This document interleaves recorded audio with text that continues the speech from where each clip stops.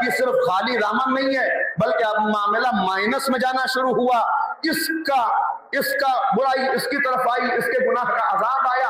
پیغمبر فرمانا یہ ہے حقیقی مسکین جو لے کے جائے عمل کی دولت مگر وہاں سزا کا مستحق قرار پائے, اس لیے کہ رب کا حق تو ادا کیا مگر بندوں کا حق ادا نہیں کیا. صلوات پڑھ دے محمد و آل محمد.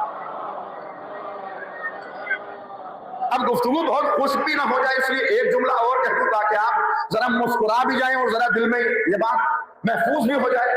عزیزو یاد رکھیں, دن بھر لوگوں کی زندگی جہنم بنا کر رات میں مصلی عبادت پہ لمبے لمبے ہاتھ اٹھا کر جنت جنت جنت معبود جنت دے دے, یہ دن بھر لوگوں کی زندگی جہنم کر کے جنت جنت کی گردان کرنے سے, جنت جنت کی تسبیح پڑھنے سے جنت ملنے والی نہیں ہے.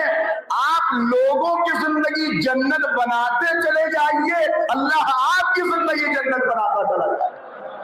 چلو بات پڑھتے محمد و آل محمد.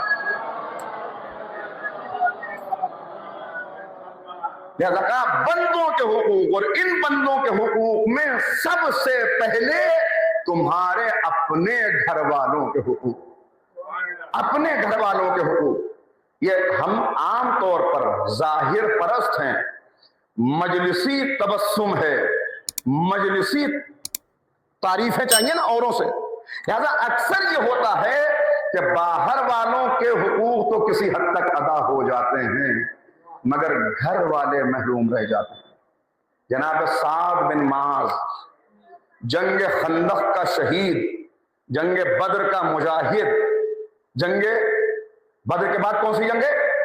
جنگ احد, بدر کا مجاہد, احد کا مجاہد, اور تیسری جنگ خندق میں شہید ہونے والا. ایسا تیر لگا ان کے کہ میدان میں تو نہیں شہید ہوئے, لیکن اسی تیر کے زخم کے مندمل نہ ہونے کی بنا پر ان کی شہادت ہو گئی. شہید بھی ہیں, پیغمبر کے ساتھ دوسری جنگوں میں شریک ہونے والے بھی ہیں. اور عالم کیا ہے کہ جب شہادت ہوئی تو اب پیغمبر اکرم بنفس نفیس تشریف لے گئے, اور جب ان کی قبر کھودی جا رہی تھی تو ان کی قبر کھودنے میں خود نبی کریم نے حصہ لیا. جب ذرا غور کریں کہ جس کی قبر کھودنے میں رحمت للعالمین حصہ لے, کیا اس کی شان ہوگی. ابو سعید خدری پیغمبر کے صحابی ہیں, وہ کہتے ہیں میں بھی ان کے قبر کھودنے والوں میں شامل تھا. تو جب قبر کھودی جا رہی تھی تو مٹی سے مشک و عنبر کی خوشبو آ رہی تھی. آپ غور کریں, مشک و عنبر کی خوشبو آ رہی ہے, پیغمبر قبر کھودنے میں شریک ہیں.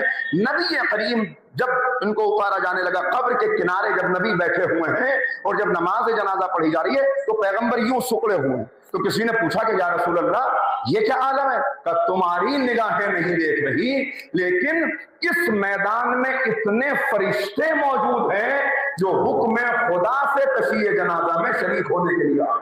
ایک روایت میں کہا 70,000 فرشتے ہیں, ایک روایت میں کہا کہ کثیر تعداد فرشتوں. تو فرشتے آئے, فرشتے موجود ہیں, اور پھر پیغمبر نے کہا تم کیا جانو اس کا درجہ کیا ہے, اس مرنے والے کا درجہ تمہیں کیا معلوم کہ کیا ہے؟ کہ قبیلہ بنی کلاب کی جتنی بھیڑ بکریاں ہیں, جتنے مویشی ہیں, یہ وہ قبیلہ تھا جس کے مویشی بہت تھے, لہذا اس کی مثال دی کہ ان کے جتنے مویشی ہیں ان سے بھی زیادہ تعداد میں اللہ ان کو حق شفاعت دے گا کہ ان سے بھی زیادہ تعداد میں اہل ایمان کی یہ شفاعت کریں گے, اور اللہ اس شفاعت کو قبول کر کے ان کے درجوں کو بلند کر کے انہیں جنت میں داخل کرے گا. تو آپ نے غور کر لیا, شہید ہے, مجاہد ہے, قبر سے خوشبو آ رہی ہے, پیغمبر بتا رہے ہیں ملائکہ آئے اتنے شریک ہونے کے لیے قبر میں جنازے میں, اور نبی فرما رہے ہیں کہ حق پہ شفاعت یہ رکھتے ہیں.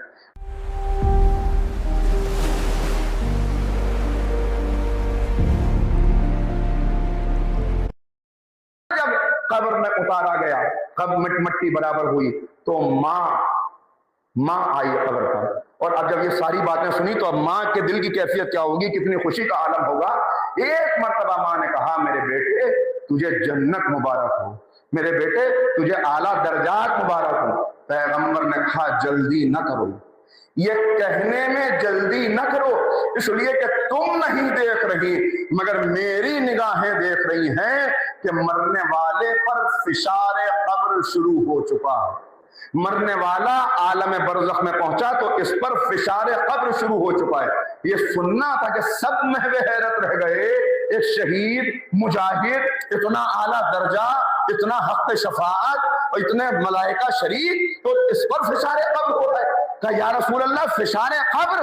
कहा हाँ। क्या क्यों फिशार कब्र हो रहा है? क्या इसलिए कि सारी नेकियां थी, सारी खूबियां थी, वो जो दर्जात बुलंद हुए, शहीद थे, हर दिन, अब और जो इनके सिफात मिलते हैं उसमें कहा दिन में उठते बैठते चलते फिरते सूरह तौहीद की तिलावत किया करते थे, सूरह तौहीद की तिलावत करते थे, बड़ा दर्जा बुलंद हुआ। का लेकिन इन सब बातों के बावजूद इनमें एक खराबी थी कि अपनी ज़ौजा से बदअखलाकी करते थे, अपनी ज़ौजा से बदकलामी करते थे। का ये ज़ौजा की बदकलामी का नतीजा है कि फिशार कब्र शुरू हो चुका है। जब तक या रसूल अल्लाह कोई तरीका, बस एक तरीका है, अगर ज़ौजा माफ कर दे तो अल्लाह भी माफ कर देगा, अगर ज़ौजा ने माफ न किया तो जब तक फिशार कब्र, जब तक उस जुल्म के बराबर अल्लाह इनको अजाब नहीं दे देगा, आलम बरज़ख में अजाब बर्दाश्त नहीं कर लेंगे, उस वक्त तक इनकी बख्शिश, इनके वो आला दर्जात इनको हासिल होने वाले नहीं है। यह है आलम बरज़ख, यह है आलम बरज़ख। अब फिर दोहराऊं एक मर्तबा, कहां से चले? आलम ज़र, कहां पहुंचे? आलम असलाफ, कहां किस तरफ बढ़े?